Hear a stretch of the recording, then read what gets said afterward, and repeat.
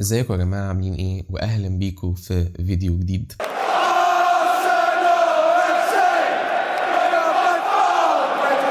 بصراحه يا جماعه الواحد في الانترناشونال بريك بيحس كده بزهق ان مفيش ماتشات، وبالذات ان مفيش ماتشات لارسنال يعني. فبحس اللي هو ده برضو بيدي وقت للواحد كده ان هو يرفلكت على اللي حصل في الموسم لحد دلوقتي، وبرضو يفكر في اللي جاي وايه اللي ممكن نعمله في اللي جاي، سواء كان اللي هو ما تبقى من الموسم او في الموسم اللي جاي بقى ونستعد له ازاي والكلام ده كله. في الحقيقه اظن ان هو بعد الموسمين اللي فاتوا لما ارسنال يعني ايه رجعنا تاني ان احنا ننافس على الدوري وننافس فريق قوي زي مانشستر سيتي ونوصل لاخر جوله واحنا لسه عندنا امل ان مثلا مانشستر سيتي يخسروا وناخد الدوري وكده الموسم اللي فات للي حصل الموسم ده. فالواحد بصراحه واظن ان انا مش لوحدي، كتير قوي من المشجعين عندهم حاله احباط كبيره قوي. احباط انه انت من فبراير او من مارس وانت موضوع الدوري شبه محسوم، فعندك احباط اللي هو انت معودني ان انا بقالي سنتين بنافس فريق اقوى بكتير وبوصل معاه ند الاخر وكده، وجاي دلوقتي تحسم لي الدوري. يعني بقى دلوقتي الجماهير بتوعنا كلنا قالوا خلاص هو ده الموسم بقى اللي احنا خلاص الثالثه ثابته، بقى لنا موسمين بننافس وبنقرب قوي الثالثه ثابته، وقلنا خلاص وجبنا بقى ايه كام صفقه كده لعيبه ما سمعناش عنهم وقلنا دول هم اللي هيعملوا لنا الفرق، واكيد ارتيتا فاهم ان اللعيبه دي كويسه. هوبا لقينا حاجات غريبه بتحصل الموسم ده بقى، من اصابات لغلطات تحكيم للعيبه دون المستوى. انا مش عارف اصنف الموسم ده في اي حته. انا بالنسبه لي عايز ان انا امسحه من حياتي لان هو موسم ملوش لازمه. انت في مرحله بناء لسه، انت خلاص المفروض بنيت وابتديت تنافس وكده، انت دلوقتي المفروض في مرحله الحصاد، فانت جيت في مرحله الحصاد دي وما حصدتش اي حاجه لحد دلوقتي، ما فاضلش غير دوري الابطال. فانا بالنسبه لي دوري الابطال ده احنا لو ما كسبناهوش هيبقى موسم صفري تاني بدون اي بطوله، يعني فشل ذريع جدا جدا جدا. دلوقتي بقى انا مش عايز اتكلم خلاص في ايه اللي وصلنا لكده والاسباب اللي ادت لكده، اللي انا اتكلمت فيها في مليون فيديو قبل كده، وانتوا لو بتتابعوني اكيد هتشوفوا ان انا كل فيديو بطلع اصيح على الاسباب اللي هي ادت لفشل الموسم ده، سواء كانت بقى من الصفقات الغلط في الصيف او عدم التحرك في الشتاء او غلطات تدريب او غلطات يعني في التكتيك او غلطات في التحكيم وكده. بس انا عايز افكر بقى دلوقتي معاكم احنا ممكن نعمل ايه علشان اللي جاي يبقى احسن، او الفرقه ممكن تعمل ايه، او كنادي او كاداره يعملوا ايه. اول حاجه يا جماعه خلينا كده نتفق مع بعض ان اي حاجه الموسم اللي جاي، لو دخلنا الموسم اللي جاي من غير مهاجم رقم 9 راس حربه ما تتفرجوش على الموسم. انا بقول لكم من دلوقتي لو الموسم اللي جاي ارسنال بدا ودخلنا في اول ماتش في السيزون في الدوري والصيف خلص وما جبناش رقم 9 كلاسيكي، مش عايز بقى جو اللي هو ايه ده جبنا لعيب بيلعب تحت المهاجم وفوق المهاجم وفي قفا المهاجم والكلام ده. لو ما جبناش الرقم التسعة ده اللي هو ايساك جيوكيرش سيسكو اللي هو ما بيعرفش يلعب غير الرقم 9 دي، صدقوني ما تتعبوش نفسكم وتتفرجوا على الموسم من دلوقتي، لانه هيبقى مور اوف ذا سيم، هيبقى هو نفس الايه الثغرات اللي عندنا. مفيش حد بيخلص قدام، مفيش حد يعرف يحط جوان، مفيش حد بيفنش كل اللي بيحصل، هيبقى كده. فبرضه من الجنون ان انت تجرب نفس الحاجه كل موسم وتتوقع نتيجه جديده، فهو مش هيبقى فيها نتيجه جديده. فانا بقول لكم اي حاجه غير دي صدقوني هيبقى فشل. ان شاء الله لو جبنا مين، حتى لو جبنا نيكو ويليامز زوباميندي ايا كان لعيبه في النص او لعيبه على الاجنحه، هيبقى فشل لو برضه ما جبتش الرقم 9 ده هيبقى فشل. فانا بقول لكم من دلوقتي اي حاجه اداره ارسنال وارتيتا والنادي بشكل عام هيعملوها في الصيف اللي جاي غير الصفقه دي انا مش مهتم بيها. انا بالنسبه لي كمشجع هات لي الرقم ال9 ده وما تجيبليش حد تاني في الفرقه، خش بنفس اللعيبه يا سيدي انا موافق. انما ده المفروض اول ما الانتقالات تفتح احنا من دي 1 او اكشلي حتى من قبلها كمان المفروض ان احنا نبقى بنتحرك في الصفقه دي، قاعدين بندور هنجيب مين من دلوقتي اصلا. يعني المفروض يكون الاداره والنادي برضو بالسبورتنج دايركتور الجديد اللي جه، انا ناسي اسمه بس هو يعني الحمد لله ايدو ده راح في 60 داهيه، اللي بقى بشويه لعيبه زي هافرتس وميرينو وكالافيوري وستيرلينج وصفقات ملهاش اي معنى ولا اي لازمه خالص، الحمد لله غير في 60 داهيه تمام. فعندنا الدايركتور الجديد ده اللي انا ناسي اسمه وفكروني باسمه ايه، وعندك دلوقتي موسم اثبت لك واثبت للعالم كله بشكل كبير جدا ان انت محتاج مهاجم. خلاص اي حد بيتفرج على ارسنال دلوقتي مشجع او مش مشجع او محلل او مدرب او الخصم اللي انت بتلعبه عارف ان انت عندك نقطه ضعف في الحته دي، فخلاص انت اتكشفت والموضوع بقى على الملأ. فان شاء الله الموسم الجاي نخشوا بالمهاجم ده، واظن ان هم المفروض من دلوقتي يكونوا عاملين ليست كده اسامي اللي هو ايه، لو ايساك مثلا ما نفعش هنروح على جيوكيرش، لو جيوكيرش ما نفعش هنروح على سيسكو، لو سيسكو ما نفعش هنروح على كذا، فاهم؟ المفروض يكون في البروفايل ده موجود من دلوقتي، انما ما نبداش بقى الانتقالات تفتح ونبدا بقى صباح الخير عندكم مين، طب مين متاح، طب مين مش متاح. انت لو المفروض فعلا واخد شغلك صح وبروفيشنال المفروض الكلام ده انت تكون عارفه من دلوقتي. يعني انا متفائل ان باذن الله، ولو ان انت تتوقع اي حاجه من ارسنال واداره ارسنال دي يعني، بس انا عندي شويه امل انه ان شاء الله يعني الموسم الجاي هتبقى وضحت قوي لارتيتا ووضحت قوي للاداره ان احنا محتاجين مهاجم وهنخش بالمهاجم ده. انما غير كده انسوا اي بطوله كبيره ناخدها، مفيش نادي كبير بياخد بطوله من غير الراجل المهاجم اللي بيجيب له 30 جون في الموسم وفوق ال 30 جون. بصوا في السنين اللي فاتت يعني ليفربول اللي هياخدوا الدوري الموسم ده عندهم صلاح، هتقول لي صلاح مش سترايكر، ماشي بس صلاح ده استثنائي، ده واحد بيجيب كل موسم فوق ال 30 جون، ده واحد كده حطه على جنب يعني. هو عندهم اللعيب ده في صلاح. سيتي الاربع ولا الكام موسم اللي فاتوا، الاربع مواسم اللي فاتوا كان عندهم هالاند، وقبل هالاند كان عندهم اجويرو، قبل مثلا سيتي لو مثلا قلنا تشيلسي هتلاقي كان عندهم ديجو كوستا مثلا، هو في هازارد برضه. احنا ما عندناش غير اللعيب الهداف ده في ساكا، وساكا برضه مش اللي بيجيب 30 جون او فوق ال 30 جون كل موسم، تمام، وبالذات برضو ان انت خسرته جامد جدا الموسم ده. فاتمنى ان شاء الله الموسم الجاي نخشه بالمهاجم ده. واتمنى بقى ان احنا برضو في ما تبقى من الموسم، يعني انا بالنسبه لي انا انتوا عارفين رايي في بطوله الشامبيونز ليج، وعارفين ان انا شايف انها بعيده قوي عننا وان احنا ريال مدريد تقال قوي علينا، ولكن خلاص ما لهاش لازمه نخش الماتش فاقدين الامل. هحاول ان انا ابيليف وان انا اصدق ان احنا ممكن نعمل كده. واتمنى فيما تبقى من الموسم ارتيتا يحاول يعمل حاجه جديده، يعني مثلا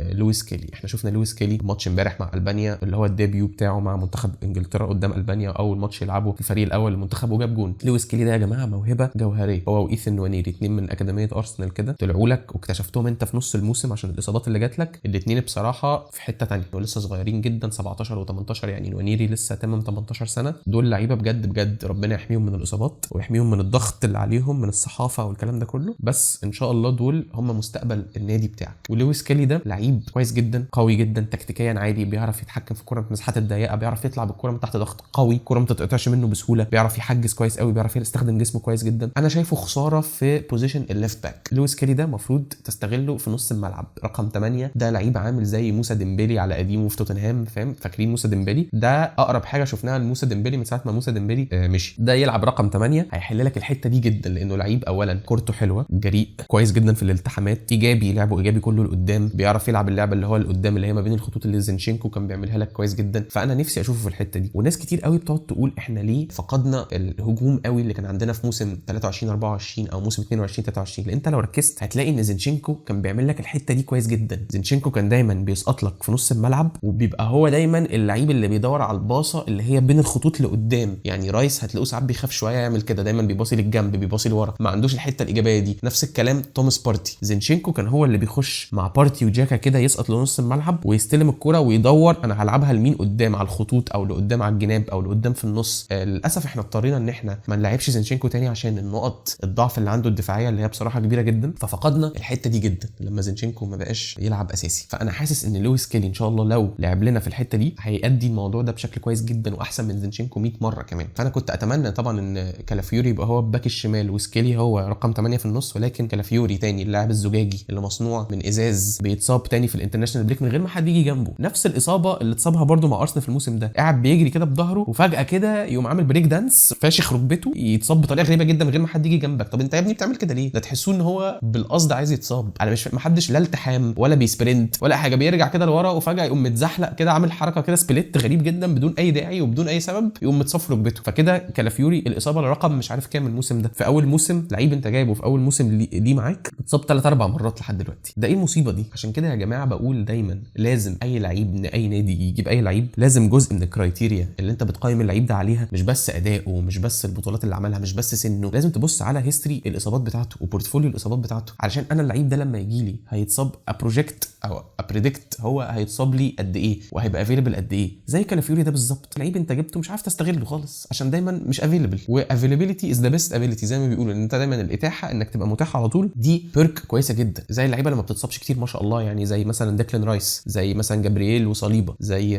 ما شاء الله يعني مين تاني مش لاقي حد، احنا برضو لعيبتنا بتتصاب كتير، تروسرد مثلا، فاهمين قصدي؟ اللعيبه اللي عندنا اللي هم ما شاء الله ما بيتصابوش كتير دول دايما افيلبل، فدي بتبقى حاجه كويسه قوي ان انت تبقى متاح. انما انا جايب لعيب علشان اولا هو لسه ما اثبتش نفسه، حتى يعني كالافيوري ما اثبتش نفسه لحد دلوقتي دفاعيا، في ثغرات وفي الواحد على واحد بيخسر كتير، انما مش عارف حتى ياخد ريتم ومش عارف ياخد فورمه عشان قاعد بيتصاب كتير وبيتصاب بطريقه غبيه جدا. يعني مش عارف تعبني حد جه جنبك عشان تعمل الحركات دي عشان تتصاب، بيعمل نفس الطريقه اللي اتصاب بيها مع ارسنال هي نفس الطريقه اللي اتصاب بيها مع ايطاليا امبارح او اول امبارح، حركه غريبه جدا ما بفهمش الصراحه. فبالنسبه لي صفقه فاشله، لان انت تكتيكيا وفنيا انت عادي او مش كويس بالنسبه لي، مش مقنع لحد دلوقتي، وعلى طول مصاب. نفس الكلام تومياسو برده مش عارف ده احنا جبناه وازاي مش عارفين ان اللعيب ده على طول بيتصاب. تومياسو الموسم ده كله اوت من اول يوم لاخر يوم، انت ما شفتش اللعيب ده متصاب موسم وهو اصلا مفنش الموسم اللي قبله باصابه. فانا مش فاهم ايه الاصابه اللي عنده، يعني هو عنده الايدز ولا عنده ايه؟ مش فاهم. ده عنده بقاله سنتين بره، هو في اصابه كده يعني يبقى سنتين وداخل خلاص على سنتين هو وسنه ونص، وعمل عمليه فلسه بقى هيريكفر من العمليه واعاده تاهيل، ولما يجي اصلا يفتكر الكوره دي كانت بتتلعب ازاي، ده فيها حوار. فتومياسو ده برده انا شايف يعني ان هو ايه، كل سنه وانتم طيبين، شكرا يعني مع السلامه. واي لعيب يا جماعه بعد كده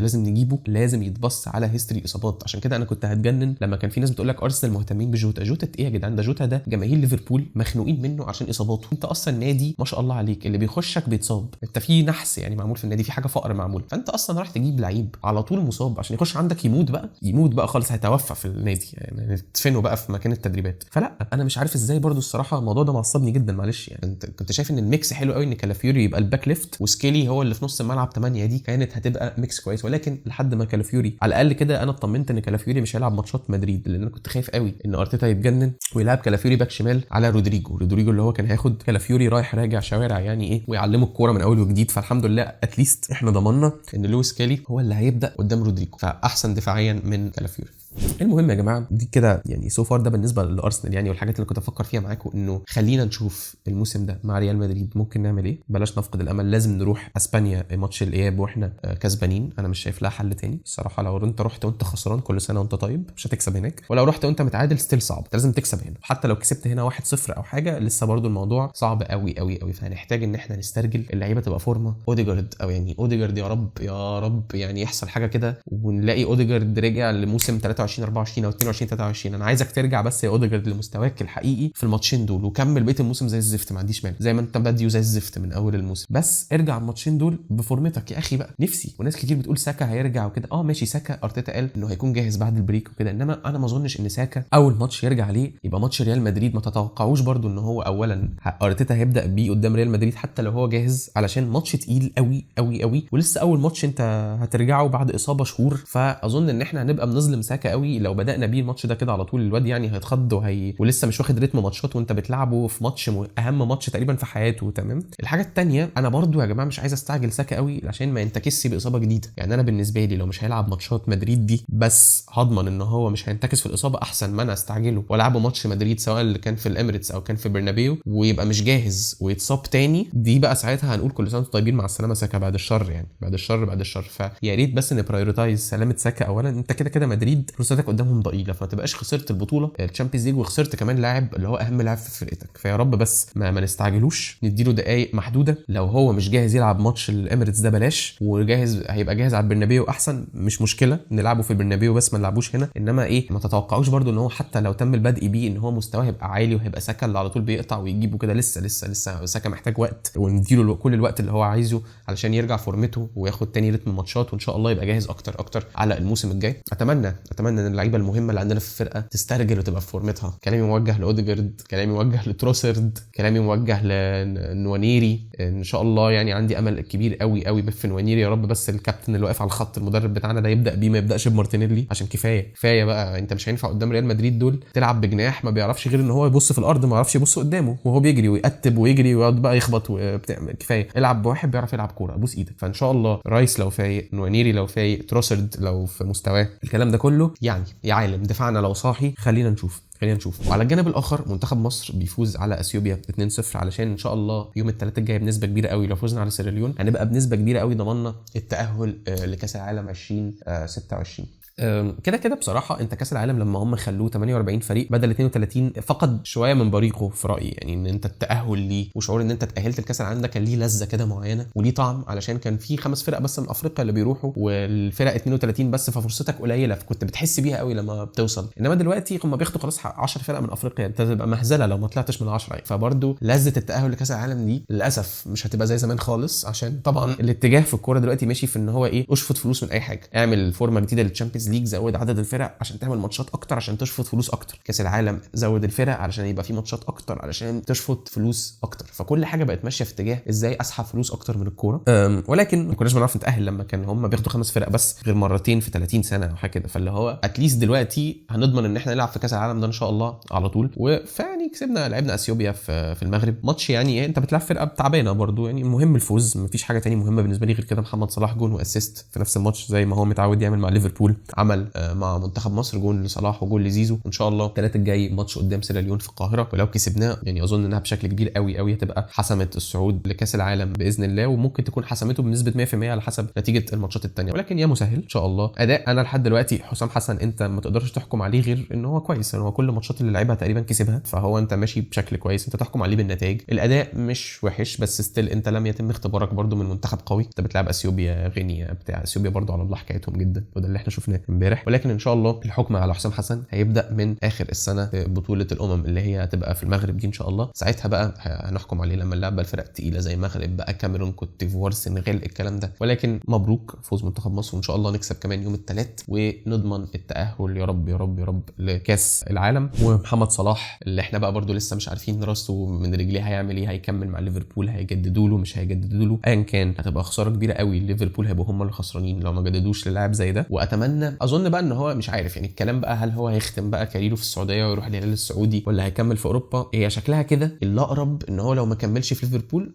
هيروح بقى يختم في السعوديه، واظن ده اللي هيبقى الحل اللي بيميك سنس بالنسبه له ماديا بقى، وخلاص الراجل يعني عمل كل حاجه في الكوره. هو كان نفسه ياخد الكره الذهبيه ولكن للاسف خرج من الابطال وخرج من كاس الرابطه وخرج، فهو ايه ده برده سبب من الاسباب ان انا مش عايز ريال مدريد يكسبوا تشامبيونز ليج خالص، ان ريال مدريد او برشلونه لو كسبوا تشامبيونز ليج بنسبه كبيره قوي ممكن الكره الذهبيه تروح لرافينيا، ممكن تروح لمبابي، ممكن تروح لحد من الاثنين دول قوي. انما لو ما كسبوش التشامبيونز ليج خلونا نشوف بقى هياخدوا ايه القرار يعني في الكره الذهبيه هيدوها لمين. ان كان شويه كده افكار، اتمنى تكونوا استمتعتوا يعني بالكلمتين دول في الانترناشونال بريك. وخلينا نشوف ان شاء الله الماتش الجاي عندنا مع فولهام في الدوري يوم 1 ابريل على ما اعتقد، وان شاء الله يعني يبقى ماتش سهل وناخد 3 نقط. وفي النفس واليوم اللي بعده ليفربول هيلعبوا ايفرتون في الديربي، ماتش برده صعب على ليفربول، اللي هو بصراحه في رايي الانترناشونال بريك جت في وقت مظبوط جدا بالنسبه لهم وخدمتهم جامد جدا، لان هو لو كان لسه في ماتشات دوري دلوقتي بعد الخروج من بي اس جي والخروج من نيوكاسل في النهائي كانوا هيوقعوا على فكره نقط يعني، بس هو اللي هم كانوا محتاجين البريك دي قوي علشان بس نفسيا يفصلوا وذهنيا، لان هم كان مستواهم نازل نازل نازل. مش بقول خالص ان هم يفضلوا يوقعوا نقط واحنا هنكسب وناخد الدوري، بس يعني هي ايه، كان جمهورهم هيبتدي يقلق شويه لو في ماتشين مثلا اتلعبوا قبل البريك في الدوري وقعوا فيهم نقط الاثنين واحنا كسبنا. بس خلينا نشوف اما نرجع ان شاء الله من الانترناشونال بريك كده الدنيا هتمشي ازاي. الفوكس على ماتش ريال مدريد يا رب ان شاء الله تنصرنا عليهم ونتاهل سيمي فاينل تشامبيونز ليج، اللي هتبقى اول مره اعتقد ارسنال يتاهل سيمي فاينل من ايه، من سنه 2008